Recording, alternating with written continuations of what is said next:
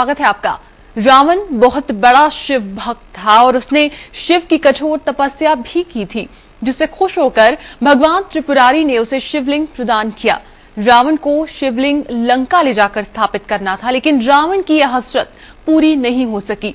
वो अद्भुत शिवलिंग आज भी अरावली की पर्वतमाला के बीच विराजमान है, जहां सालों भर लगा रहता है भक्तों का तांता, जिसके लिए दर्शन करने के लिए दूर दूर से श्रद्धालु वहां पहुंचते हैं। पूजा करो, ध्यान चरणों में इसके धरो।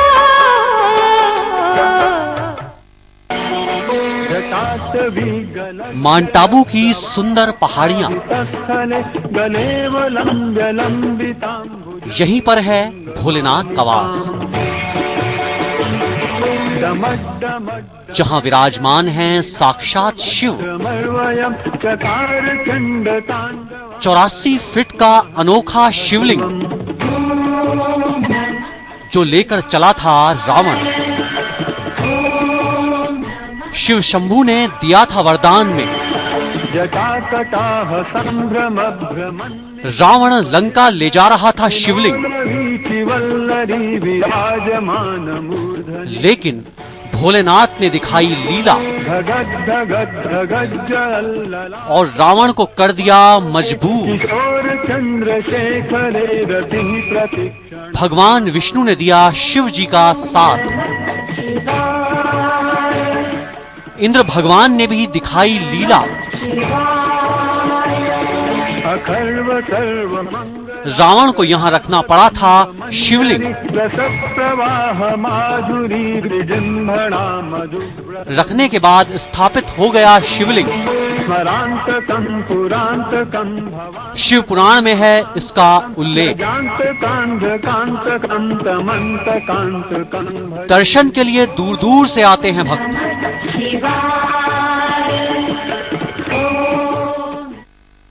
तो प्रकृति की गोद में बसे माउंट आबू के अरावली पर्वतमाला के बीच स्थित है विशाल शिवलिंग।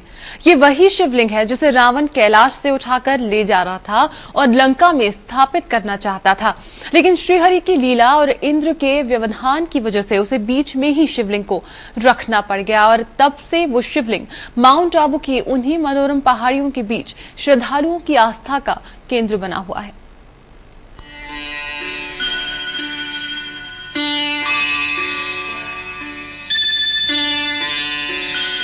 सभी जानते हैं रावण शिव का सबसे बड़ा भक्त था, जिसकी मिसाल आज भी दी जाती है।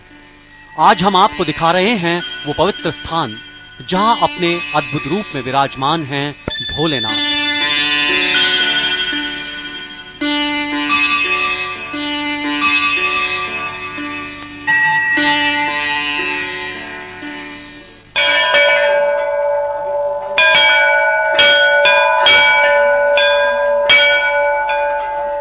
हम बात कर रहे हैं माउंट आबू की। यहाँ की अरावली पहाड़ियों पर है त्रिपुरारी शंकर का वास। इन खूबसूरत वादियों में है भोलेनाथ का बसेरा।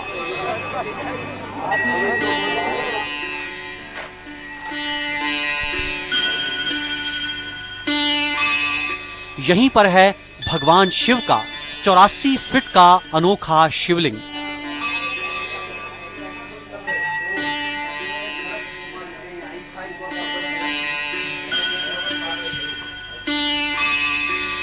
माउंट आबू से कुछ दूरी पर है मंडार कस्बा, जहां है ये अनोखा शिवलिंग। भोलेनाथ के इस अनोखे रूप को देखने के लिए दूर दूर से लाखों भक्त यहां आते हैं।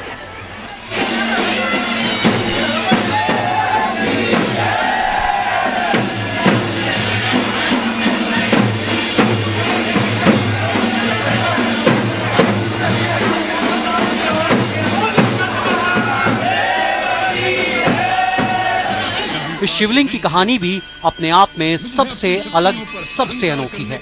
कहा जाता है कि ये वही शिवलिंग है जिसे रावण ने कैलाश पर्वत पर शिवजी की तपस्या के बाद आशीर्वाद के रूप में मांगा था। शिवजी ने रावण की तपस्या से प्रसन्न होकर उसे आशीर्वाद के रूप में ये शिवलिंग दिया था। मैंने अपने बाहुबल से वो शक्तियां प्राप्त की हैं, इसलिए मैंने उन पर अहंकार किया है। जब भी कोई अपूर्व शक्ति प्राप्त कर लेता है तो तुम्हारी माया ही उसे शक्ति के मद में पागल बना देती है। लेकिन भोलेनाथ ने इसके साथ ही रावण के सामने एक शर्त भी रखी थी। भगवान शंकर ने कहा था कि यदि बीच में रावण इस शिवलिंग को कहीं रखता है तो ये शिवलिंग वहीं स्थापित हो जाएगा। रावण ने भगवान शिव की ये शर्त मान ली और शिवलिंग लेकर कैलाश पर्वत चल दिया।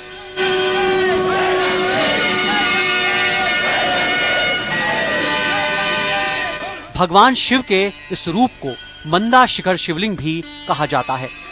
बाकी देवी देवताओं ने ये बात सुनी तो उनमें हड़कंप मच गया और सभी परेशान होकर ब्रह्मा जी के पास गए। तब ब्रह्मा जी ने सबको सुझाव दिया कि आप श्री विष्णु हरि के पास जाइए, वही इसका रास्ता बताएंगे। देवता भगवान विष्णु के पास पहुंचे। तब भगवान ने कहा कि इसका उपाय इंद्र देवता के पास है।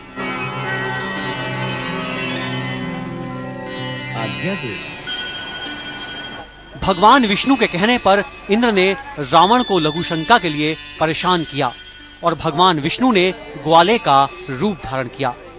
रावण जब मंदा शिखर को लंका ले जा रहा था तो इन्हीं पहाड़ियों के पास रावण को लघुशंका लगी और उसने ग्वाले के रूप में मौजूद भगवान विष्णु को अपने पास बुलाया। रावण ने अपनी सारी शक्ति ग्वाले को दे दी और मंदा शिखर को उठाकर रखने को कहा, लेकिन मंत्रों की शक्तियां काम नहीं आई क्योंकि ग्वाला तो स्वयं भगवान विष्णु थे। जब रावण लौटा तो शिवलिंग स्थापित हो चुका था और रावण को निराश होकर खाली हाथ लंका लौटना पड़ा।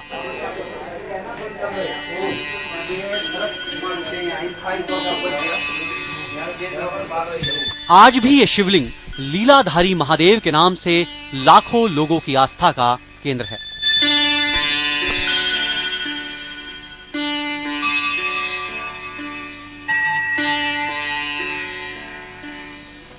प्रतिदिन भारी तादाद में श्रद्धालु यहां भगवान लीलाधारी महादेव के दर्शनों के लिए पहुंचते हैं।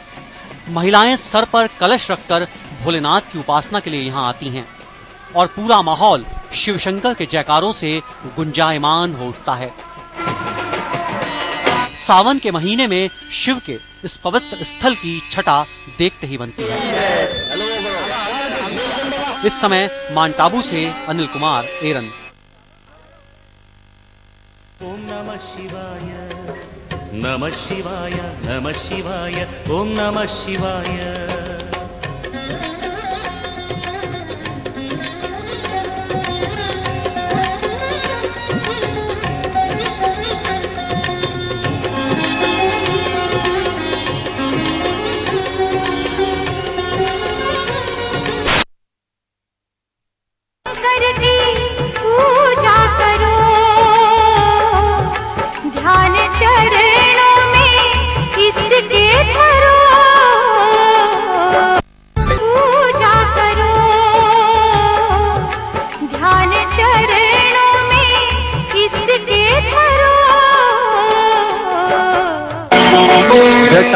जटाटवीगलज्जल प्रवाह पावितस्थले गलेवलम्ब्य लम्बिताम्बुजङ्गतुङ्गमालिकाम्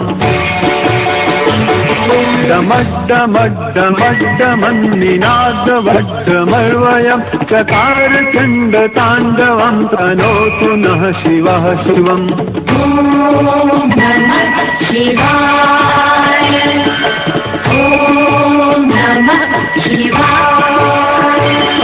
जटाकटाह सम्भ्रमभ्रमन्निलिम्प निर्झरि विलोलवीचिवल्लरी विराजमानमूर्धनि धगद्धगद्धगज्जललाटपट्टपावके किशोर चन्द्रशेखरे रतिः प्रतिक्षणं मम।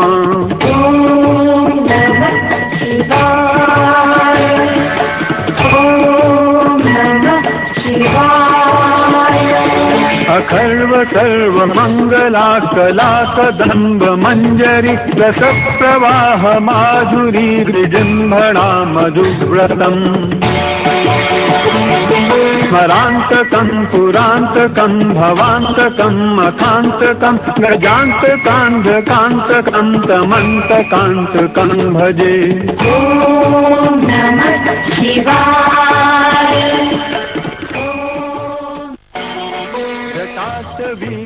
माउंट आबू की सुंदर पहाड़ियां, यहीं पर है भोलेनाथ का वास, जहां विराजमान हैं साक्षात शिव। 84 फीट का अनोखा शिवलिंग जो लेकर चला था रावण।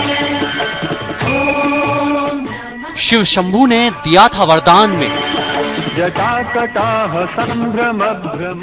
रावण लंका ले जा रहा था शिवलिंग, लेकिन भोलेनाथ ने दिखाई लीला और रावण को कर दिया मजबूर। भगवान विष्णु ने दिया शिव जी का साथ।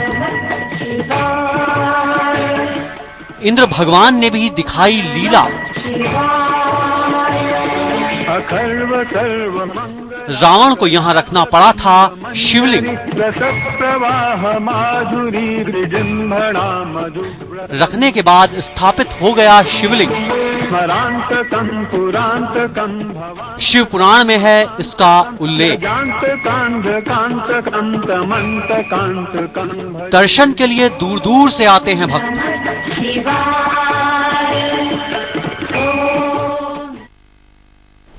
रावण के कठोर तप से खुश होकर भगवान शिव ने उसे वरदान तो दे दिया, लेकिन रावण शिव को अगर लंका में स्थापित कर लेता तो इसका मतलब यह होता कि वो समस्त सृष्टि पर अत्याचार करता। इसीलिए स्वयं भगवान विष्णु ने रावण को ऐसा करने से रोकने के लिए लीला की, जिसकी वजह से रावण को शिवलिंग रास्ते में ही रखना पड़ा। प्रवाह पावितस्थले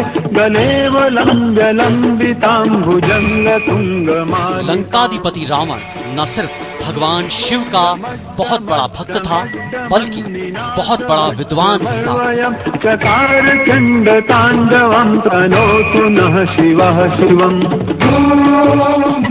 भगवान शिव जो इस सृष्टि के संचालक हैं, अपने इतने बड़े भक्त को निराश कैसे कर सकते थे।